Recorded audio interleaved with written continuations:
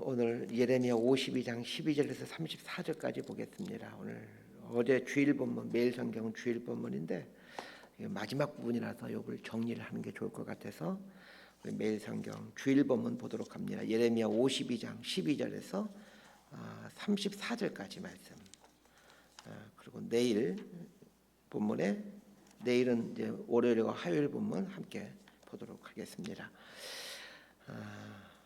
예레미야서 52장 12절에서 34절까지 말씀 제가 먼저 읽습니다. 바벨론의 느부갓네살 왕의 19째 해 5째 달 10째 날에 바벨론 왕의 어전 사령관 느부사라단이 예루살렘에 이르러 여호와의 성전과 왕궁을 불사르고 예루살렘의 모든 집부와 고관들의 집까지 불살랐으며 사령관을 따르는 갈대아 사람의 모든 군대가 예루살렘 사면 성벽을 헐었더라. 사령관 느부사라단이 백성 중 가난한 자와 성중에 남아있는 백성과 바벨론 왕에게 항복한 자와 무리에 남은 자를 사로잡아 갔고 가난한 백성은 남겨두어 포도를 관리하는 자와 농부가 되게 하였더라. 갈대아 사람은 또 여호와의 성전의 두 노기든과 받침들과 여호와의 성전의 놋대야를 깨뜨려 그 놋을 바벨론으로 가져갔고 가마들과 부삽들과 부집개들과 주발들과 숟가락들과 섬길 때 쓰는 모든 놋그릇을 다 가져갔고 사령관은 잔들과 화루들과 주발들과 솥들과 촛대들과 숟가락들과 바리들 곧 금으로 만든 물건의 금과 은으로 만든 물건의 은을 가져갔더라. 솔로몬 왕이 여호와의 성전을 위하여 만든 두 기둥과 한 바다와 그 받침 아래에 있는 12 놋소 곧 이 모든 기구의 놋 무게는 헤아릴 수 없었더라. 그 기둥은 한 기둥의 높이가 18규빗이요 그 둘레는 12규빗이며 그 속이 비었고 그 두께는 4손가락 두께이며 기둥에 놋머리가 있어 그 높이가 5규빗이요 머리 사면으로 돌아가며 꾸민 망사와 석류가 다 놋이며 또 다른 기둥에도 이런 모든 것과 석류가 있었더라. 그 사면에 있는 석류는 96개요 그 기둥에 뚫린 그물 위에 있는 석류는 도합이 100개이었더라. 사령관이 대제사장 스라야와 부제사장 스바냐와 성전 분지기 3사람을 사로잡고 또 성 안에서 사람을 사로잡았으니 곧 군사를 거느린 지휘관 1사람과 또 성중에서 만나는 왕은 내시 7명과 군인을 감독하는 군 지휘관의 서기관 하나와 성 안에서 만난 평민 60명이라. 사령관 느부사라단은 그들을 사로잡아 리블라에 있는 바벨론의 왕에게 나아가매 바벨론의 왕이 하맛 땅 리블라에서 다 쳐 죽였더라. 이와 같이 유다가 사로잡혀 본국에서 떠났더라. 느부갓네살이 사로잡아간 백성은 이러하니라. 제7년에 유다인이 3023명이요 느부갓네살의 18째 해에 예루살렘에서 사로잡아간 자가 832명이요 느부갓네살의 제23년에 사령관 느부사라단이 사로잡아간 유다 사람이 745명이니 그 총수가 4600명이더라. 유당 여호야긴이 사로잡혀간 지 37년 곧 바벨론의 에올무로닥 왕의 즉위 원년 12째 달 25째 날 그가 유다의 여호야긴 왕의 머리를 들어주었고 감옥에서 풀어주었더라. 그들에게 친절하게 말하고 그의 자리를 그와 함께 바벨론에 있는 왕들의 자리보다 높이고 34절까지 함께 읽습니다. 그 죄수의 의복을 갈아입혔고 그의 평생 동안 항상 왕의 앞에서 먹게 하였으며 그가 날마다 쓸 것을 바벨론 왕에서 받는 정량이 있었고 죽는 날까지 곧 종신토록 받았더라. 아멘. 모든 것은 하나님의 섭리 안에 있습니다. 한 나라가 흥하기도 하고 혹은 망하기도 하는 것이 하나님의 섭리 안에 있고 기업과 교회가 흥하기도 하고 망하기도 하는 건 역시 하나님의 섭리 안에 있습니다. 그는 개인의 삶도 마찬가지입니다. 개인의 생사화복이 하나님의 섭리 안에 있습니다. 우리는 스스로가 자신의 생사화복을 주장하려고 애를 씁니다. 그러나 복을 주시는 분도 하나님이시요 또 복을 거두가시는 분도 하나님이십니다. 욥이 극심한 고난 앞에서 깨달아 고백한 것이 무엇이었습니까? 주신 분도 하나님이시요 취하신 분도 하나님이시라는 것입니다. 우리가 해야 할 일은 생사화복을 내가 주장하려고 하는 것이 아니라 하나님의 뜻을 받아들이고 하나님이 원하신 삶을 사는 것입니다. 인생을 잘 살았는가 잘 살지 못했는가의 기준은 하나님 뜻에 순종하며 살았는가 불순종하며 살았는가입니다. 얼마나 많은 것을 이루었느냐로 인생이 평가받는 것이 아니라 얼마나 하나님 말씀에 순종했느냐로 인생은 평가받습니다. 예레미야서의 마지막 부분을 오늘 이제 다루게 되는데, 오늘 본문이 말해주고 있는 것이 무엇입니까? 다 무너지고 다 파괴되고 다 죽었다라는 것입니다. 사람이 이뤄놓은 것은 다 무너지고 다 사라집니다. 바벨론에 의해 남유다가 완전히 파괴되는 모습을 말해주므로 이 예레미야서는 이제 끝을 맺어가고 있습니다. 하나님과 상관없는 업적은 순식간에 사라지는 아침 안개와 같습니다. 자, 오늘 본문 예레미야 52장 12절에서 16절까지 함께 봅니다. 시작. 바벨론의 느부갓네살 왕의 19째 해 5째 달 10째 날에 바벨론 왕의 어전 사령관 느부사라단이 예루살렘에 이르러 여호와의 성전과 왕궁을 불사르고 예루살렘의 모든 집과 고관들의 집까지 불살랐으며, 사령관을 따르는 갈대아 사람의 모든 군대가 예루살렘 사면 성벽을 헐었더라. 사령관 느부사라단이 백성 중 가난한 자와 성중에 남아있는 백성과 바벨론 왕에게 항복한 자와 무리에 남은 자를 사로잡아 갔고, 가난한 백성은 남겨두어 포도원을 관리하는 자와 농부가 되게 하였더라. 이 바벨론 왕 느부갓네살 19년이라고 나와 있는데, 이 느부갓네살 19년은 연도로 따지면 BC 586년도입니다. BC 586년에 남유다는 바벨론에 의해 완전히 무너지게 됩니다. 바벨론의 느부갓네살 왕은 시위대장인 느부사라단을 보내 예루살렘을 완전히 초토화시켜 버립니다. 느부사라단이 예루살렘에 와서 회파시켰던 것은 크게 두 가지입니다.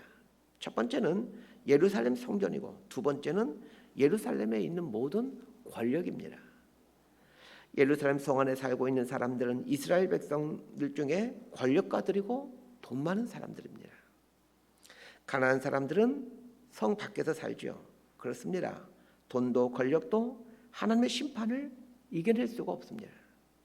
이 땅에 사는 사람들이 겉으로 걷고자 하는 모든 것들이 하나님의 심판 아래에서는 힘을 쓸 수가 없습니다.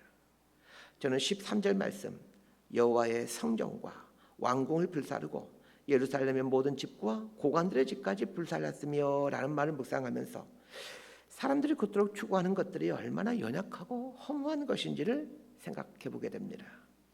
왕궁은 절대 권력을 상징하죠. 고관들은 상당한 권력을 의미하겠죠.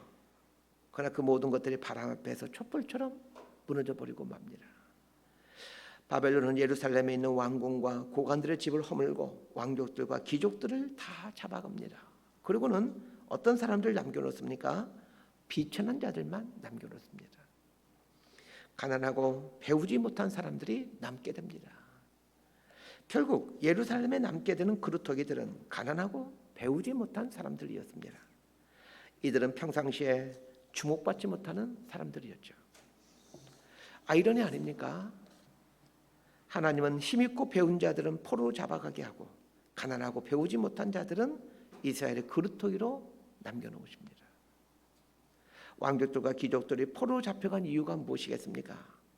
그들이 갖고 있는 소유와 지식 때문입니다. 그토록 갖고자 했던 소유와 지식이 그들을 포로로 잡혀가게 되는 원인이 됩니다. 우리가 이 땅을 살아가는 동안 하나님에게서 멀어지게 하는 가장 큰 것들이 이 소유와 지식 아닙니까? 물질을 소유하기 위해, 지식을 소유하기 위해 우리는 하나님에게서 멀어지는 삶을 삽니다. 우리나라 청소년 복음화율이 미전도 종족 수준입니다. 선교학에서는 3% 미만, 복음화율이 3% 미만이 되었을 때 미전도 종족, 선교사를 파송해서 복음을 전해야 되는 미전도 종족으로 규정을 합니다. 우리나라 청소년 복음화율이 3%가 되지 않습니다. 청소년들이 신앙에서 떠나고 있죠. 부모들이 왜 자녀들 신앙에서 멀어지게 만들었습니까? 결국은 소유와 지식을 얻는 것을 추구하는 삶을 살라고 부추기다, 이 지경에 이르지 않았습니까? 물질과 지식이 악이라는 말이 아닙니다. 물질과 지식이 하나님에게서 멀어지게 하는 도구로 사용될 수 있다는 것을 알아야 된다는 얘기입니다. 하나님은 비천한 자들을 예루살렘에 남겨놓음으로 우리에게 아주 중요한 메시지를 전해주고 있습니다. 하나님이 예비하신 사람들은 세상적으로 강한 자들이 아니라는 것입니다. 자, 오늘 본문 17절부터 23절까지 말씀 함께 보도록 합니다. 시작. 갈대아 사람은 또 여호와의 성전의 두 녹기둥과 받침들과 여호와의 성전의 놋대야를 깨뜨려 그 놋을 바벨론으로 가져갔고 가마들과 부삽들과 부집개들과 주발들과 숟가락들과 섬길 때 쓰는 모든 놋그릇을 다 가져갔고 사령관은 잔들과 화로들과 주발들과 솥들과 촛대들과 숟가락들과 바리들 곧 금으로 만든 물건에 금과 은으로 만든 물건에 은을 가져갔더라. 솔로몬 왕이 여호와의 성전을 위하여 만든 두 기둥과 한 바다와 그 받침 아래에 있는 12노소 곧 이 모든 기구인 논무게는 헤아릴 수 없었더라. 그 기둥은 한 기둥의 높이가 18규빗이요 그 둘레는 12규빗이며 그 속이 비었고 그 두께는 네 손가락 두께이며 기둥 위에 논머리가 있어 그 높이가 5규빗이요 머리 사면으로 돌아가며 꾸민 망사와 석류가 다 노시며 또 다른 기둥에도 이런 모든 것과 석류가 있었더라. 그 사면에 있는 석류는 96개요 그 기둥에 둘린 그물 위에 있는 석류는 도합이 100개이었더라. 바벨론 사람들이 예루살렘을 회파하는 것을 말해주면서 예루살렘 성전의 기둥과 받침과 성전 기구들까지 바벨론에게 다 빼앗겼다라는 것을 아주 자세하게 말해주고 있습니다. 왜 성경은 이 예레미야서를 끝맺어가는 이 결론 부분에서 이런 걸 자세하게 말해주는 것일까요? 여기서 말하는 성전의 기둥과 받침과 성전의 기구들은 무엇을 말하는 것입니까? 이것은 형식적인 눈에 보이는 신앙을 의미합니다. 예루살렘 성전은 하나님이 계신 집입니다. 하나님이 예루살렘 성전과 관련해서 가장 기뻐하신 때는 언제였습니까? 여러분 성경을 잘 한번 보시길 바랍니다. 예루살렘 성전과 관련하여 하나님이 가장 기뻐하신 때는 성전이 웅장하게 지어진 것을 보고 하나님이 그걸 기뻐하지 않았습니다. 다윗이 이 예루살렘 성전이 지을 마음이 있다라는 것을 아실 때 하나님께서 가장 기뻐하셨습니다. 이 역대하 17장 8절에서 10절을 보게 되면 이제 다윗이 성전을 짓겠다라는 마음이 있는 것을 나단 선지자가 알고 그 이후에 이제 하나님이 이 다윗의 마음을 알고는 다윗을 향한 하나님의 어떤 계획을 말해주는 부분이 역대하 17장 8절에서 10절입니다. 제가 한번 그대로 읽어드립니다. 네가 어디로 가든지 내가 너와 함께 있어 너의 모든 대적을 네 앞에서 멸하였은즉 세상에서 존귀한 자들의 이름 같은 이름을 너에게 만들어 주리라. 내가 또 내 백성 이스라엘을 위하여 한 곳을 정하여 그들을 심고 그들이 그곳에 거주하면서 다시는 옮겨가지 아니하게 하며 악한 사람들에게 전과 같이 그들을 해치지 못하게 하여 전에 내가 사사에게 명령하여 내 백성 이스라엘을 다스리던 때와 같이 아니하게 하고 또 너의 모든 대적으로 너에게 복종하게 하리라. 또 너에게 이르노니 여호와가 너를 위하여 한 왕조를 세울지라. 자, 이것은 하나님께서 다윗에게 해준 축복의 말씀입니다. 그런데 이 축복의 말씀을 언제 해준지 아십니까? 아까 읽었던 본문이 역대하 17장 8절에서 10절인데 역대하 17장 1절을 읽어드리겠습니다. 다윗이 그의 궁전에 거주할 때에 다윗이 선지자 나단에게 이르되 나는 백향목궁에 거주하거늘 여호와의 언약궤는 휘장 아래 있도다. 다윗이 하나님을 위하여 성전을 짓고자 하는 그 마음이 생길 때에 아직 성전을 짓지도 않았는데 하나님께서 다윗에게 나타나서 역대하 17장 8절에서 10절의 이 놀라운 축복에 대한 말씀을 해주시더라는 것입니다. 이상하지 않습니까? 하나님은 성전이 웅장하게 지어진 때 기뻐하신 것이 아니라 다윗이 성전을 짓고 싶어하는 그 마음이 있을 때 이렇게 기뻐하시더라는 것입니다. 이것은 보이는 성전보다 마음이 더 중요하다는 것을 말해줍니다.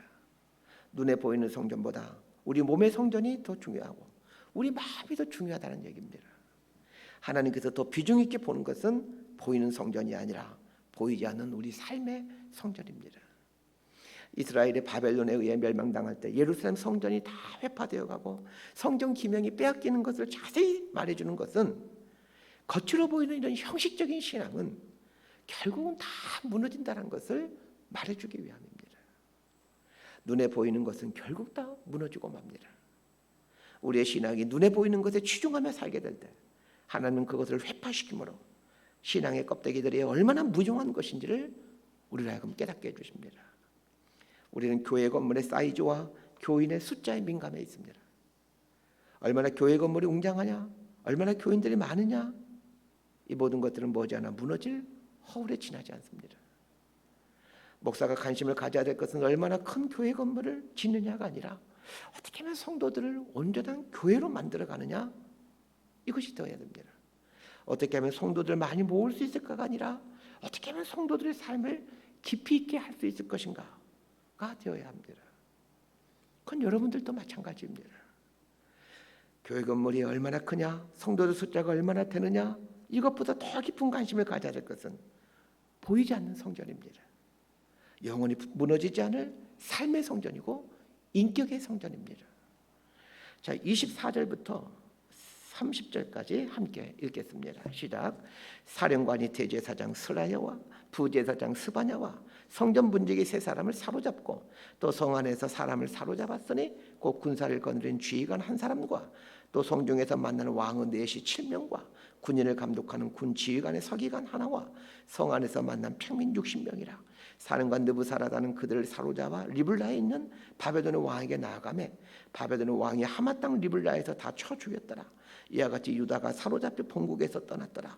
느부갓네살이 사로잡아간 백성은 이러하니라. 제7년에 유다인이 3023명이요 느부갓네살의 18째 예루살렘에서 사로잡아간 자가 832명이요 느부갓네살의 제23년에 사령관 느부사라다니 사로잡아간 유다 사람이 745명이니 그 총수가 4600명이더라. 예레미야서는 바벨론에 의해 예루살렘이 완전히 멸망당했다는 것을 얘기하면서 또 한 가지를 빼먹지 않고 말해주고 있습니다. 제사장들에 대한 이야기입니다. 제사장들이 다 바벨론 포로로 끌려갔다는 것입니다. 자, 그러면 이 제사장이 뜻하는 것은 무엇이겠습니까? 위선적인 신앙을 뜻합니다. 제사장 복장을 하였기에 누가 보더라도 그들은 하나님의 제사장이죠. 그러나 제사장의 신분, 지위가 중요한 것이 아닙니다. 하나님이 진짜 중요하게 생각하는 것은 직분으로서의 제사장이 아니라 사명으로서의 제사장입니다. 많은 사람들이 직분이 신앙인 줄로 생각합니다. 그러나 직분은 신앙이 아닙니다. 하나님의 복을 세상에 흘러보내게 될 때 그때 비로소 제사장이 되는 것입니다. 안수를 받고 직분을 받아 제사장이 되는 것이 아니라 생명이신 하나님을 세상에 흘러보내게 될 때 그때 비로소 제사장이 되는 것입니다. 그러므로 여러분 직분을 생각하지 말고 사명을 생각하시길 바랍니다. 하나님께서 나를 통해 무엇을 세상에 흘러보내기를 원하시는가를 알고 그걸 세상에 흘러보내십시오. 그 사람이 제사장입니다. 바벨론에 의해 예루살렘이 초토화될 때 왜 성경은 제사장들이 끌려갔다는 것을 말해주는 것일까요? 이 땅에서 받게 되는 직분은 영원하지 않다는 것을 말해주기 위함입니다. 우리는 하나님 앞에 설 때 목사로, 장로로, 권사로 서는 게 아닙니다. 하나님 앞에 서게 될 때 얼마나 사명에 충실했느냐로 서게 됩니다. 자, 27절 잘 보십시오. 바벨론 왕이 하마 땅 리블라에서 다 쳐 죽였더라. 이와 같이 유다가 사로잡혀 본국에서 떠났더라. 참으로 의미 있는 말이지 않습니까? 제사장들이 바벨론 땅에서 다 죽임을 당했다라는 겁니다. 하나님은 제사장들이 바벨론 땅에서 다 죽게 함으로 그 위선적인 신앙, 형식적인 신앙이 얼마나 무가치한 것이고 허망한 것인지를 말씀해주고 있습니다.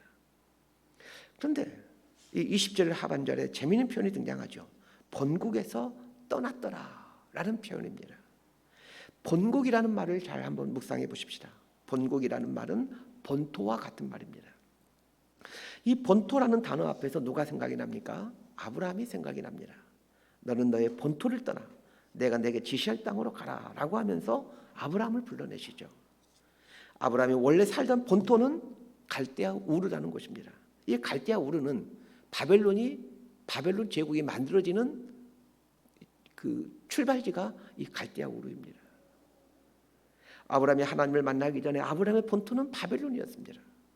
그러나 그가 믿음으로 순종하자 그의 본토는, 그리고 그의 후손들의 본토는 이 약속의 땅인 가나안 땅이 됩니다.